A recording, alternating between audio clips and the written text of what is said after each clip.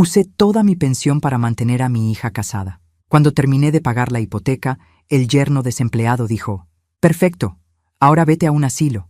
Mi hija se rió y dijo: «Solo generas gastos». Yo simplemente les entregué un sobre con la sorpresa: «Me alegra tenerte aquí. Sigue mi historia hasta el final y comenta desde qué ciudad me estás viendo. Así podré ver hasta dónde ha llegado mi historia». Tengo 66 años y pensé que este sería el día más feliz de mi vida. Había trabajado durante 40 años, ahorrado cada centavo de mi pensión, vendido la casa donde crié a mi hija Mía, todo para llegar a este momento. Hoy, finalmente, había pagado la última cuota de la hipoteca de la casa de mi hija. Me temblaban las manos mientras sostenía el documento que certificaba que la propiedad estaba libre de deudas. $400,000. Ese era el total que había invertido en esta casa durante los últimos 5 años. Cada mes, religiosamente, transfería el dinero de mi pensión directamente al banco.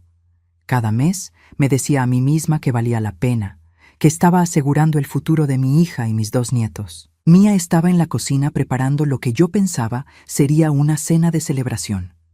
La había llamado esa mañana, con la voz temblando de emoción, para darle la noticia. «Mía, cariño, tengo algo maravilloso que contarte. Ven a casa esta noche, trae a Daniel y a los niños». Su respuesta había sido tibia, como siempre últimamente. «Está bien, mamá, pero que sea temprano porque los niños tienen escuela mañana». Ahora estaba aquí, en la sala que había ayudado a amueblar, esperando que llegaran. Daniel, mi yerno, entró primero. A los 38 años, seguía teniendo esa actitud adolescente que tanto me molestaba. Cabello despeinado, camiseta arrugada, esa manera de caminar como si el mundo le debiera algo. No había trabajado en más de 2 años. Siempre tenía una excusa diferente: que el mercado estaba difícil, que los empleadores no valoraban su experiencia, que estaba esperando la oportunidad perfecta. «Hola, Rebeca», me saludó sin mirarme a los ojos, dirigiéndose directamente al refrigerador. Mía apareció detrás de él, secándose las manos en un trapo de cocina. Mi hija, que una vez fue mi orgullo y alegría, ahora parecía una extraña. A los 35 años, había desarrollado una dureza en la mirada que no recordaba de su juventud. Su cabello rubio estaba perfectamente peinado, sus uñas impecables, todo pagado con el dinero que yo le daba mensualmente para gastos del hogar. «¿Cuál es la gran noticia, mamá?», preguntó con un tono que sonaba más a impaciencia que a curiosidad. Respiré profundo y sonreí, tratando de ignorar la frialdad en su voz. «Tengo algo increíble que mostrarles». Saqué el documento de mi bolso, mis manos todavía temblando ligeramente. «La casa está pagada, completamente pagada. Ya no deben ni un centavo al banco». El silencio que siguió no era el que esperaba. En lugar de gritos de alegría, abrazos o palabras de agradecimiento, mis palabras flotaron en el aire como algo incómodo. Daniel fue el primero en hablar, y sus palabras me atravesaron como un cuchillo helado. «Perfecto. Ahora puedes irte a un asilo». Por un momento pensé que había escuchado mal. Mi cerebro se negaba a procesar esas palabras. Daniel estaba de pie junto al refrigerador, bebiendo leche directamente del cartón, como si acabara de comentar sobre el clima. «¿Qué dijiste?», susurré, sintiendo como el suelo se movía bajo mis pies. Fue entonces cuando Mía habló, y su risa fue lo que finalmente rompió mi corazón en 1000 pedazos. «Ay, mamá, no pongas esa cara. Daniel tiene razón. Ya cumpliste tu propósito aquí. La casa está pagada, los niños están grandes. Ahora solo das gastos». «Solo das gastos». Las palabras resonaron en mi cabeza como martillazos. Esta era mi hija, la niña a quien había cargado en brazos durante noches enteras cuando tenía fiebre, a quien había enseñado a caminar, a quien había apoyado en cada decisión de su vida, incluso cuando decidió casarse con Daniel en contra de mi mejor criterio. «Mía, yo», comencé, pero ella me interrumpió con un gesto de la mano. «Mira, mamá, no hagas esto más difícil de lo que tiene que ser.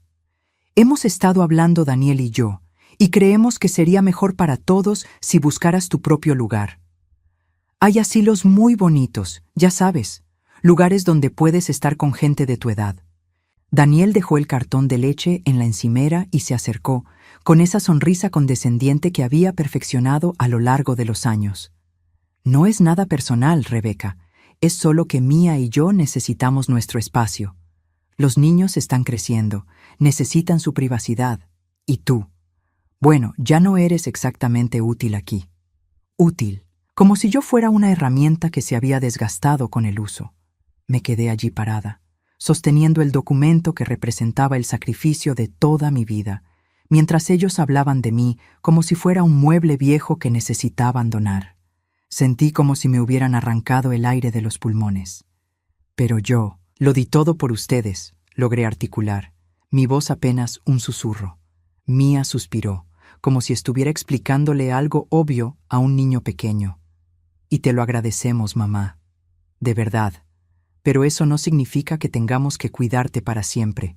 Eres una mujer adulta, puedes cuidarte sola. Las lágrimas comenzaron a quemarse detrás de mis ojos, pero me negué a dejarlas caer. No les daría esa satisfacción. En ese momento, algo dentro de mí se rompió, pero también algo más fuerte comenzó a nacer. Doblé el documento cuidadosamente y lo guardé de vuelta en mi bolso. Entiendo, dije con una calma que me sorprendió incluso a mí misma. Daniel y Mía intercambiaron una mirada de alivio, probablemente esperando un drama que no iba a darles. Me alegra que lo tomes tan bien, mamá, dijo Mía, su voz ahora con un toque de falsa dulzura. Podemos ayudarte a buscar un lugar bonito. Hay algunos asilos realmente buenos que... No será necesario, la interrumpí, dirigiéndome hacia la puerta. Pero antes de salir, me volví una última vez para mirar a esta hija que ya no reconocía, a este yerno que había mostrado su verdadera naturaleza y a esta casa que había costado mi futuro. Hay algunas cosas que necesito arreglar primero, dije, sintiendo una extraña calma apoderarse de mí. Pero no se preocupen, pronto todo estará resuelto. Salí de la casa sin mirar atrás, pero llevando conmigo una determinación que no había sentido en años. Esa noche no pude dormir. Me quedé sentada en el pequeño apartamento que había alquilado después de vender mi casa. Una habitación minúscula que costaba $800 al mes y que era todo lo que podía permitirme después de haber gastado mis ahorros en la hipoteca de Mía. Las paredes eran tan delgadas que podía escuchar a los vecinos discutir y la calefacción apenas funcionaba, pero era lo único que estaba a mi alcance. 5 años. 5 largos años viviendo en este lugar, convenciéndome de que era temporal, de que valía la pena el sacrificio porque estaba construyendo un futuro para mi familia. ¡Qué tonta había sido! Saqué una caja de zapatos del armario, esa donde guardaba todos los recibos, todos los comprobantes de transferencia, toda la evidencia de mi generosidad ciega. Los esparcí sobre la mesa de la cocina como si fueran cartas de un juego cruel. $400,000. Esa era la suma total que había invertido en la casa de Mía. Pero cuando comencé a revisar todos los recibos, me di cuenta de que la cifra real era mucho mayor. Aquí estaba el recibo de cuando pagué el depósito de la casa, $15,000 de mis ahorros. El recibo del aire acondicionado que instalamos el primer verano, $3,500. Los muebles para la sala que Mía había necesitado urgentemente, $8,000. El auto nuevo para Daniel cuando el suyo se descompuso, $22,000. Pero no era solo el dinero, eran los años. Recordé las mañanas que llegaba a las 6 para cuidar a los niños mientras Mía se iba al gimnasio. Las tardes que me quedaba hasta las 10 de la noche ayudando con la tarea, preparando la cena, limpiando la casa. Los fines de semana que sacrifiqué mis propios planes para quedarme con los nietos mientras Mía y Daniel salían a reconectarse como pareja. Daniel, ese hombre que no había trabajado consistentemente en los últimos 2 años. Recordé todas las conversaciones donde Mía me explicaba por qué él no podía aceptar ciertos trabajos. El sueldo está por debajo de sus expectativas, mamá. Daniel tiene experiencia, no puede rebajarse a aceptar cualquier cosa. Es un trabajo temporal, mamá. Daniel está esperando algo mejor, algo que realmente valore sus habilidades. No puede trabajar los fines de semana, mamá. Necesita tiempo para estar con su familia. Mientras tanto, yo trabajé hasta los 61 años, 5 años más de lo planeado, para poder seguir sosteniéndolos. Pospuse mi jubilación, negué mis propios sueños de viajar, de tener una casa bonita en mi vejez, de disfrutar los años dorados que había ganado después de 4 décadas de trabajo. Toqué mi teléfono y revisé los mensajes que había intercambiado con Mía durante los últimos meses. Releí cada conversación con nuevos ojos, buscando señales que había ignorado por amor ciego. «Mamá, ¿puedes venir a cuidar a los niños el sábado? Daniel y yo necesitamos salir». «Mamá, se descompuso el lavaplatos. ¿Puedes ayudarnos con uno nuevo?» «Mamá, los niños necesitan ropa para el colegio. Ya sabes cómo está la situación con Daniel sin trabajo». Ni una sola vez en esos mensajes había una pregunta sobre cómo estaba yo. Ni una sola vez me preguntó si tenía planes, si estaba cansada, si necesitaba algo. Yo era simplemente una fuente de recursos, una solución a sus problemas. El dolor en mi pecho se intensificó cuando recordé la última Navidad. Había gastado $700 en regalos para todos, dinero que apenas podía permitirme. Mía me regaló una bufanda de $5 que claramente había comprado en el último minuto. Daniel ni siquiera se molestó en darme nada. «Los regalos no son importantes a nuestra edad, ¿verdad, mamá?», había dicho Mía con esa sonrisa que ahora reconocía como falsa. Pero sí importaban, no por el valor monetario, sino por lo que representaban. Consideración, amor, el simple acto de pensar en alguien más. Me levanté y caminé hasta el espejo del baño. La mujer que me devolvía la mirada había envejecido mucho en estos 5 años. Mi cabello, que antes mantenía perfectamente teñido, ahora mostraba raíces grises porque no podía permitirme ir al salón. Mi ropa era la misma de hace años porque no tenía dinero para renovar mi guardarropa. Había líneas de cansancio alrededor de mis ojos que no estaban ahí antes. Había sacrificado no solo mi dinero, sino mi dignidad, mi bienestar, mi futuro. ¿Y para qué? Para que mi propia hija me dijera que solo daba gastos. Volví a la cocina y seguí revisando los documentos. Fue entonces cuando encontré algo que había olvidado por completo: las escrituras de mi casa anterior. La casa donde crié a Mía, donde ella dio sus primeros pasos, donde celebramos sus cumpleaños, donde lloré cuando su padre murió. Vendí esa casa por $250,000. Una casa que valía mucho más, pero la vendí rápido porque Mía me presionó, diciendo que necesitaba el dinero para el depósito de su casa urgentemente. «Si no actuamos ahora, mamá, perderemos esta oportunidad.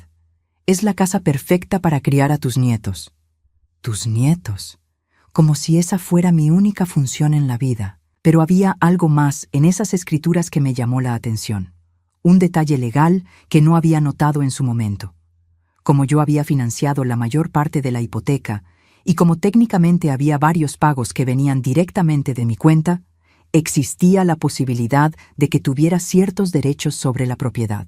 Sentí un destello de algo que no había experimentado en años: esperanza. No la esperanza ciega de que mi familia me valorara, sino la esperanza de que tal vez, solo tal vez, no estaba tan indefensa como pensaba. Tomé mi teléfono y busqué en Internet derechos de propiedad cuando se financia hipoteca ajena. Los resultados fueron reveladores.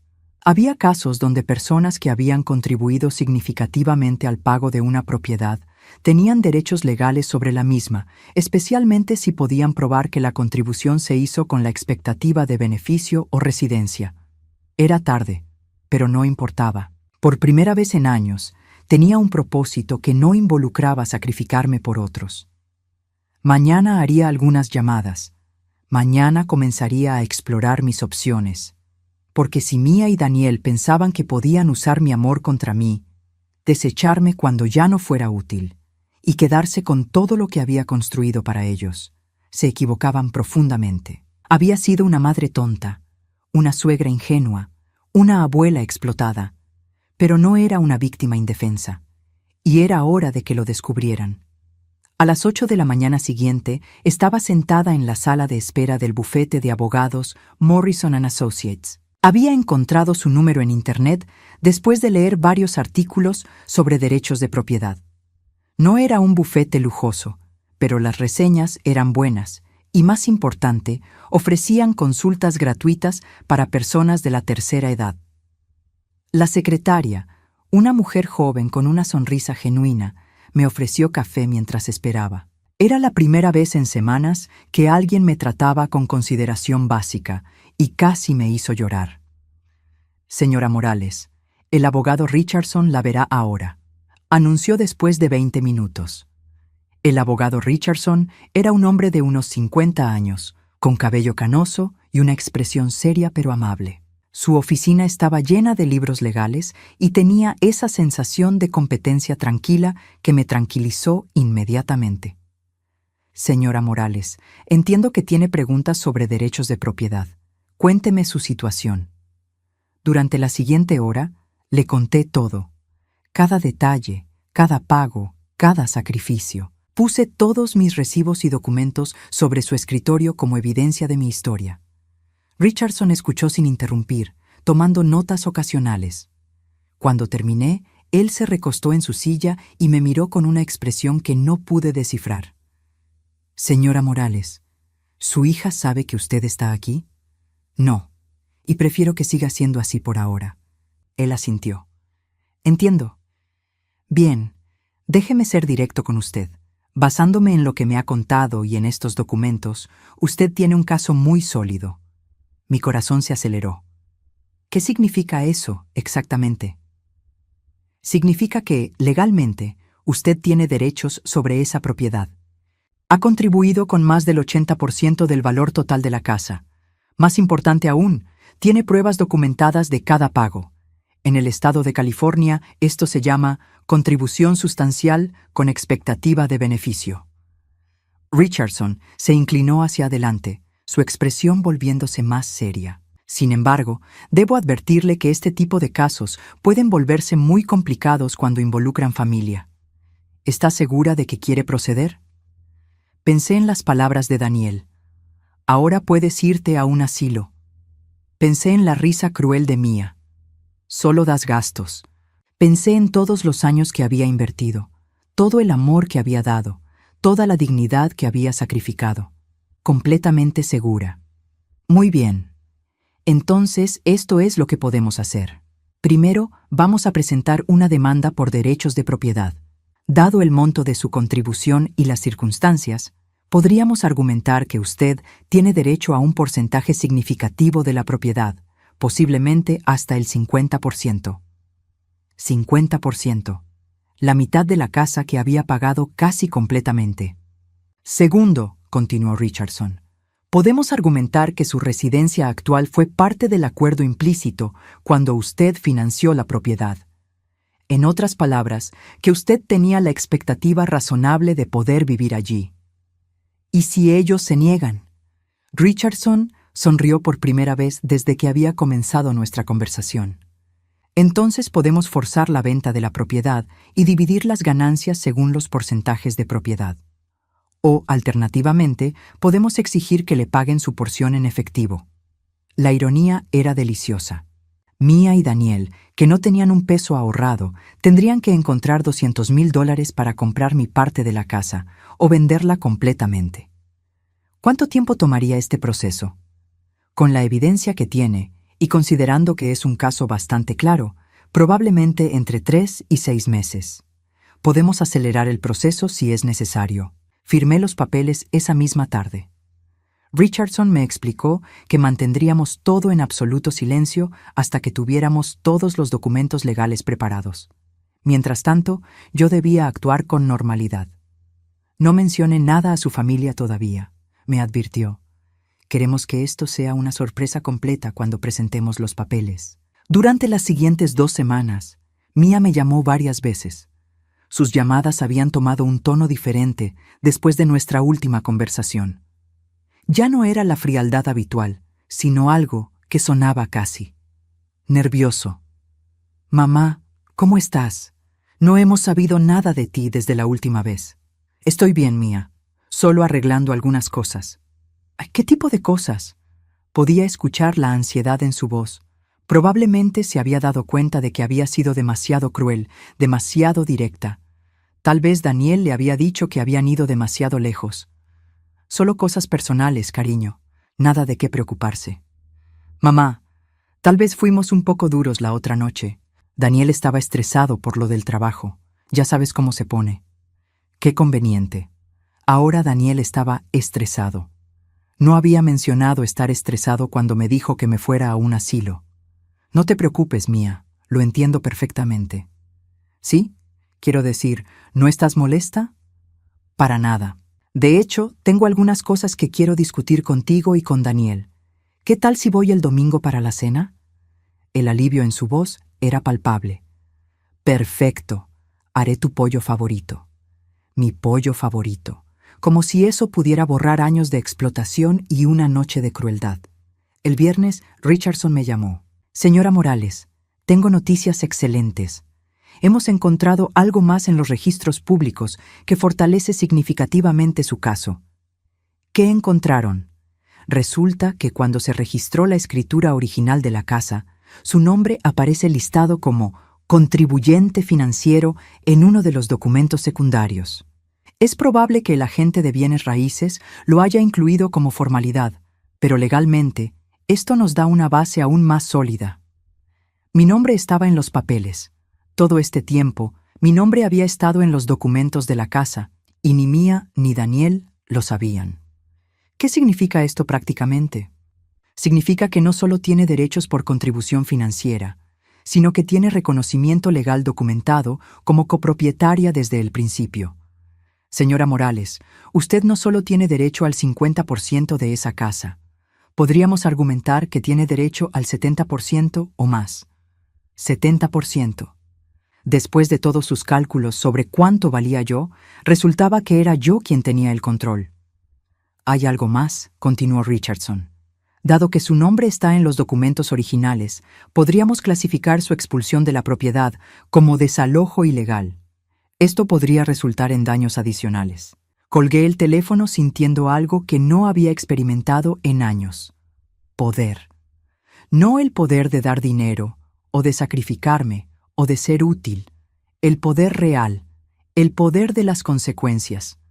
El domingo por la mañana me vestí cuidadosamente, no la ropa desgastada que había estado usando últimamente, sino mi mejor blusa y mis perlas. Me arreglé el cabello y me maquillé ligeramente. Quería verme digna, compuesta, cuando llegara el momento. En mi bolso llevaba un sobre manila. Dentro estaban todos los documentos legales que Richardson había preparado, listos para ser entregados. Mientras manejaba hacia la casa que había pagado, hacia la familia que me había desechado, sentí una calma extraña apoderarse de mí. No era venganza lo que sentía, era justicia. Finalmente, después de años de dar sin recibir, de amar sin ser valorada, de sacrificarme sin ser apreciada, las cosas iban a ser diferentes. Mía y Daniel no tenían idea de lo que les esperaba, pero muy pronto lo descubrirían. Llegué a la casa a las 5 en punto, tal como habíamos acordado. El aroma del pollo asado me recibió en la puerta, y por un momento, un destello de nostalgia me atravesó. ¿Cuántas veces había preparado esa misma receta para Mía cuando era niña? ¿Cuántas veces había llenado esta cocina con el calor de comidas familiares? Pero esos sentimientos se desvanecieron rápidamente cuando vi la escena que me esperaba. Daniel estaba en el sofá, como siempre, con los pies sobre la mesa de centro que yo había pagado, viendo televisión. Ni siquiera levantó la vista cuando entré. Los niños estaban en sus habitaciones, probablemente jugando videojuegos en las consolas que también había comprado. Mía salió de la cocina secándose las manos, con esa sonrisa forzada que había perfeccionado. «Mamá, me alegra tanto que hayas venido. Esperaba que hubiéramos superado ese malentendido de la otra noche». Malentendido, como si decirme que me fuera a un asilo fuera simplemente una mala comunicación. «Claro, cariño, todo está bien». Durante la cena, actué con normalidad. Pregunté por los niños, escuché las quejas de Mía sobre el trabajo, fingí interés cuando Daniel mencionó casualmente que había rechazado otra oferta de trabajo porque el salario no era suficiente. Aparentemente, $22 la hora estaba por debajo de sus estándares. Pero algo extraño sucedió durante la cena. Mía seguía mirando su teléfono y cada vez que lo hacía se veía más ansiosa. En un momento el teléfono vibró con una notificación y la vi palidecer ligeramente. ¿Todo bien, cariño?, pregunté con genuina curiosidad. Sí, solo cosas del trabajo. Pero Daniel también había notado algo. Le lanzó una mirada a Mía que no pude interpretar, y ella negó con la cabeza casi imperceptiblemente. Después de la cena, mientras Mía recogía los platos, me excusé para ir al baño. Pero en lugar de dirigirme directamente allí, pasé por la habitación principal. La puerta estaba entreabierta y pude ver el teléfono de Mía sobre la cama, iluminado con una nueva notificación. No había planeado espiar. No era el tipo de persona que invadía la privacidad de otros, pero algo en la expresión nerviosa de Mía durante la cena me había inquietado. El teléfono estaba desbloqueado, mostrando una conversación de WhatsApp con alguien llamado Sandra, trabajo. Pero cuando miré más de cerca, me di cuenta de que no eran mensajes sobre trabajo. ¿Ya te deshiciste de tu mamá?, había escrito Sandra. Todavía no, había respondido Mía. Está siendo más difícil de lo que pensé. Se puso toda dramática cuando le dijimos. Mi corazón comenzó a acelerarse, pero seguí leyendo. Ja, te dije que iba a ser así. Las viejas siempre se ponen sentimentales. ¿Pero ya está la casa a tu nombre? Sí, desde el año pasado. Daniel habló con un abogado y nos aseguramos de que todo estuviera legal. Mi mamá no tiene ningún derecho sobre la casa, aunque haya pagado por ella. Somos muy inteligentes, ¿verdad? Sentí como si me hubieran golpeado en el estómago. Había conversaciones anteriores, días y semanas de mensajes que revelaban una planificación cuidadosa, una traición sistemática que iba mucho más allá de lo que había imaginado. Scrolleé hacia arriba, mis manos temblando mientras leía. Daniel investigó y dice que como la casa está escriturada solo a nuestro nombre, no importa quién la haya pagado. Mi mamá fue tan ingenua que nunca pidió que la pusieran como copropietaria. Perfecta. ¿Y cuándo la van a echar? Pronto. Daniel ya encontró algunos asilos baratos. Hay uno que cuesta solo $800 al mes. Con la pensión de mi mamá, puede pagarlo perfectamente. ¿Y si se niega? ¿Qué puede hacer? No tiene casa propia. No tiene dinero ahorrado porque se lo gastó todo en nosotros. Literalmente no tiene opción. Había más mensajes, pero mis ojos se llenaron de lágrimas y no podía seguir leyendo. Guardé el teléfono exactamente como lo había encontrado y me dirigí al baño con las piernas temblorosas. Me senté en el borde de la bañera, tratando de procesar lo que acababa de leer. No solo habían planeado echarme, habían investigado cómo hacerlo de manera que yo no tuviera recursos legales. Habían elegido específicamente asilos baratos. Habían calculado exactamente cuánto de mi pensión necesitarían para mantenerme fuera de su vida. Pero lo que más me dolía era la frialdad, la crueldad casual en sus mensajes. No había ni un ápice de culpa, ni una pizca de amor o gratitud.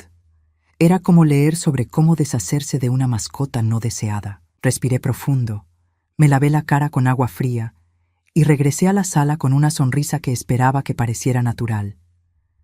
¿Te sientes bien, mamá?, preguntó Mía. Te ves un poco pálida. Estoy perfecta, cariño, solo pensando en algunas cosas. Daniel levantó la vista de la televisión por primera vez en toda la noche. Esperamos que hayas estado pensando en lo que hablamos la otra noche. Ya sabes, sobre buscar tu propio lugar. La audacia de este hombre me dejó sin palabras. Ahí estaba, presionándome nuevamente, probablemente ansioso por ejecutar su plan perfectamente calculado. De hecho, sí he estado pensando mucho en eso, respondí con calma. Y tienes razón, Daniel. Es hora de que tome algunas decisiones importantes sobre mi futuro. Mía y Daniel intercambiaron una mirada de alivio. Probablemente pensaron que me había resignado a su plan. Me alegra escuchar eso, mamá, dijo Mía. Queremos lo mejor para ti, de verdad. Lo mejor para mí. Después de leer esos mensajes, esas palabras sonaban como una bofetada. Lo sé, cariño, y aprecio que hayan pensado tanto en mi bienestar. La ironía en mi voz pasó completamente desapercibida. Entonces, ¿cuándo crees que podrías empezar a buscar un lugar? Preguntó Daniel, sin poder ocultar su impaciencia. Oh, no te preocupes por eso, Daniel. Ya he hecho todos los arreglos necesarios. ¿En serio? Mía se veía sorprendida. ¿Tan rápido? Cuando una tiene 66 años, aprende a ser eficiente. Me levanté del sofá y tomé mi bolso. De hecho, hay algunas cosas que necesito darles antes de irme. Saqué el sobre manila de mi bolso. No me siento... El mismo sobre que había estado cargando durante días, esperando el momento perfecto. Pero ahora, después de lo que había leído, sabía que este era exactamente el momento correcto. ¿Qué es eso?, preguntó Daniel, frunciendo el ceño. Solo algunos papeles que necesitan ver. Documentos importantes sobre mi futuro, tal como lo pidieron. Le entregué el sobre a Mía, notando cómo sus manos temblaron ligeramente al tomarlo. ¿Quieres que los abramos ahora?, preguntó. Por favor, creo que van a encontrar el contenido muy esclarecedor. Mía abrió el sobre y sacó los documentos. Vi cómo sus ojos se movían de izquierda a derecha, leyendo las primeras líneas. Luego se detuvo, parpadeó y volvió a leer. ¿Qué dice?, preguntó Daniel, acercándose para mirar por encima del hombro de Mía. La expresión en el rostro de Mía cambió lentamente de confusión a shock, y luego a algo que solo podía describir como terror puro. «Mamá», susurró, su voz apenas audible.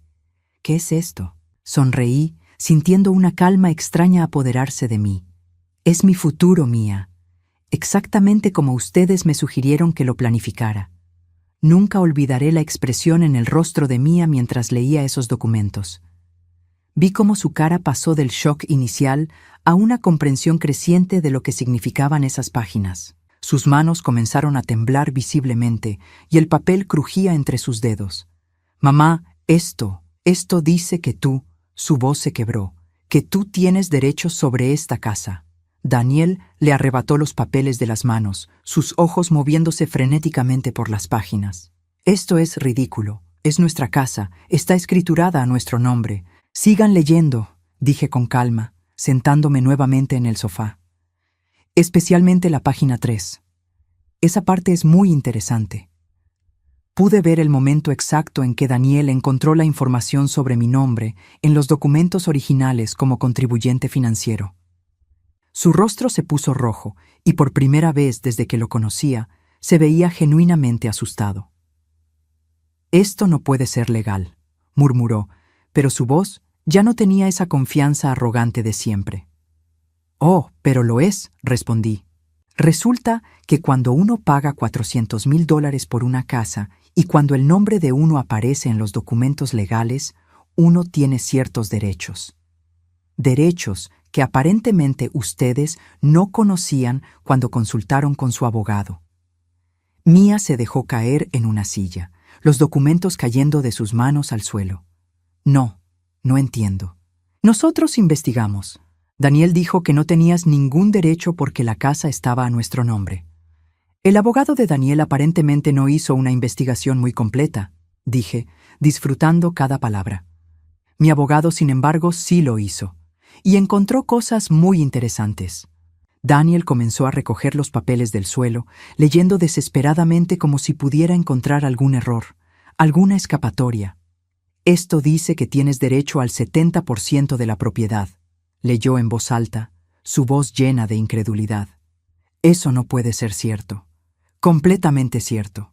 Resulta que cuando uno contribuye con más del 80% del valor de una propiedad y cuando uno está documentado como contribuyente financiero desde el principio, uno tiene derechos muy sustanciales». Mía levantó la vista y por primera vez pude ver lágrimas en sus ojos. Pero no eran lágrimas de arrepentimiento o culpa, eran lágrimas de pánico. «Mamá, no puedes hacer esto. Esta es nuestra casa. Los niños viven aquí.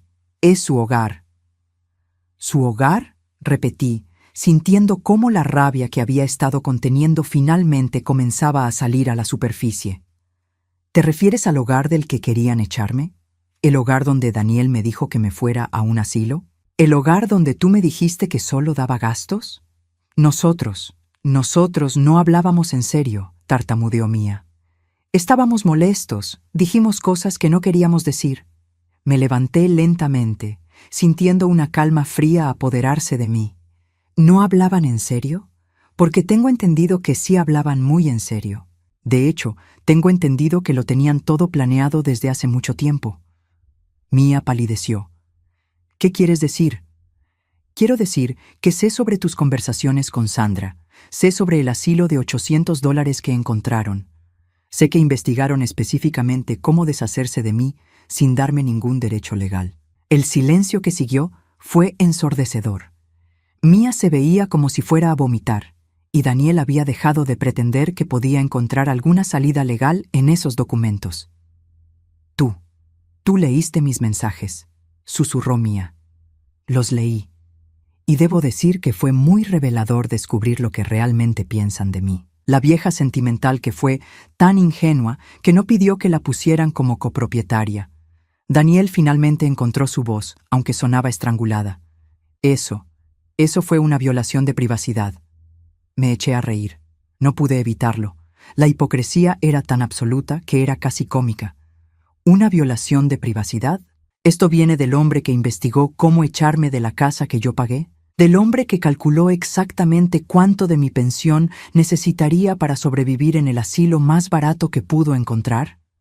Mamá, por favor, suplicó Mía, levantándose de la silla. Podemos resolver esto. No tienes que hacer esto. ¿Resolver qué, exactamente? ¿El hecho de que me traicionaron? ¿El hecho de que se aprovecharon de mí durante años? ¿El hecho de que planearon deshacerse de mí en el momento en que ya no fuera útil? No fue así, gritó Mía, pero su voz se quebró al final. ¿No fue así? Entonces, explícame los mensajes donde te reías de lo dramática que me puse cuando me dijeron que me fuera. Explícame por qué ya tenían seleccionado un asilo antes de siquiera hablar conmigo. Mía comenzó a llorar en serio ahora, pero no sentí ni una pizca de compasión. Había agotado toda mi compasión con años de sacrificio no correspondido. ¿Qué quieres de nosotros?, preguntó Daniel, su voz ahora suplicante. ¿Dinero? No tenemos dinero. ¿Una disculpa? Lo sentimos. ¿Está bien? Lo sentimos mucho. ¿Qué quiero? Me acerqué a él, mirándolo directamente a los ojos. Quiero justicia, Daniel. Quiero que enfrenten las consecuencias de sus acciones. Tomé los documentos de sus manos y los ordené cuidadosamente. Según estos papeles, tengo 70% de los derechos sobre esta propiedad. Eso significa que puedo hacer una de dos cosas. Puedo forzar la venta de la casa y tomar mi porcentaje de las ganancias, o puedo exigir que me paguen mi parte en efectivo. No tenemos $200,000, susurró Mía. Lo sé, lo cual significa que tendrán que vender la casa. No puedes hacer eso. Daniel se puso de pie abruptamente, su máscara de falsa cortesía finalmente cayendo por completo. Esta es nuestra casa. Vivimos aquí. Los niños van a la escuela aquí. Debieron haber pensado en eso antes de decirme que me fuera a un asilo. Eres una vieja amargada y vengativa, gritó Daniel, perdiendo completamente el control. Sonreí. Tal vez, pero soy una vieja amargada y vengativa que tiene 70% de los derechos sobre tu casa. Mía se interpuso entre Daniel y yo, con el pánico claro en sus ojos. Mamá, por favor, sé que te lastimamos, sé que cometimos errores, pero no puedes destruir a tu propia familia por esto. ¿Destruir a mi familia? La ironía era tan perfecta que casi me hizo reír nuevamente. Mía, ustedes destruyeron esta familia hace años. Yo solo estoy recogiendo los pedazos. Me dirigí hacia la puerta, pero antes de salir, me volví una última vez. Oh, y hay una cosa más que deberían saber. Según mi abogado, echarme de una propiedad de la cual soy copropietaria legal puede ser considerado desalojo ilegal. Eso significa que puedo demandar por daños adicionales. Mía se veía como si fuera a desmayarse. ¿Qué? ¿Qué significa eso? Significa que no solo puedo reclamar mi porcentaje de la casa, sino que también puedo demandar por el costo de mi vivienda temporal, estrés emocional y otros daños. Mi abogado estima que eso podría ser otros $50,000. Daniel se dejó caer en el sofá con la cabeza entre las manos. Tienen 2 semanas para decidir, continué. Pueden pagarme mi parte de la casa más los daños, o podemos proceder con la venta forzosa. Sus elecciones. ¿Y si nos negamos?, preguntó Daniel, aunque su voz ya no tenía ninguna pelea. Entonces esto se vuelve público. Habrá un juicio, registros públicos, y toda la comunidad sabrá exactamente qué tipo de personas son ustedes. Sabrán cómo trataron a la madre que sacrificó todo por ustedes. Salí de la casa sin mirar atrás, pero esta vez no sentí dolor. Sentí algo que no había experimentado en años: poder. El poder que viene de defenderse a uno mismo, el poder de las consecuencias, el poder de finalmente decir «basta». Mientras manejaba de regreso a mi pequeño apartamento, no pude evitar sonreír. Mía y Daniel habían aprendido una lección valiosa esa noche: que subestimar a una madre puede ser el error más costoso que se puede cometer. 3 meses después, estaba sentada en la terraza de mi nuevo apartamento, un hermoso espacio de 2 habitaciones en un complejo para personas mayores llamado Sunset Gardens. No era un asilo, como Mía y Daniel habían planeado para mí. Era una comunidad próspera donde la gente vivía de forma independiente, con servicios opcionales cuando los necesitaran. El cheque había llegado la semana anterior, $245,000. Mía y Daniel habían decidido vender la casa en lugar de intentar conseguir un préstamo para pagarme. No que hubieran podido calificar para un préstamo de ese tamaño de todas formas, considerando que Daniel seguía sin trabajo estable. Con ese dinero había pagado por completo este apartamento y me quedé con suficiente dinero para vivir cómodamente por el resto de mis días. Por primera vez desde que vendí mi casa original, tenía un hogar que era completamente mío. El apartamento era perfecto. Tenía una cocina moderna, una sala amplia con ventanales que daban al jardín comunitario y una habitación extra que había convertido en un estudio de arte. Después de años de negármelo por falta de dinero, finalmente había podido inscribirme en clases de pintura. La comunidad en sí era maravillosa.